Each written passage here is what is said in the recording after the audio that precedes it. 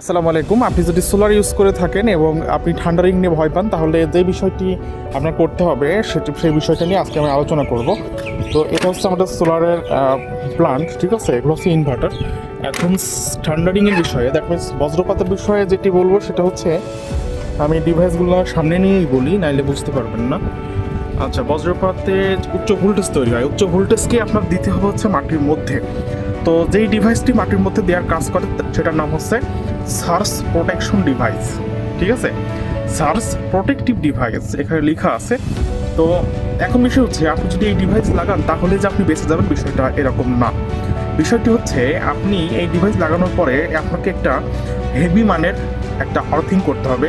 যেমন এখানে দেখেন, এই ফেসগুলো কানেক্টেড করা আছে এবং নিচে আর্থিং কানেক্টেড করা আছে। যখন উচ্চ ভোল্টেজ হবে তখন উচ্চ ভোল্টেজ এটার ভিতর দিয়ে আর্থিংয়ে চলে যাবে এবং আপনার সিস্টেমকে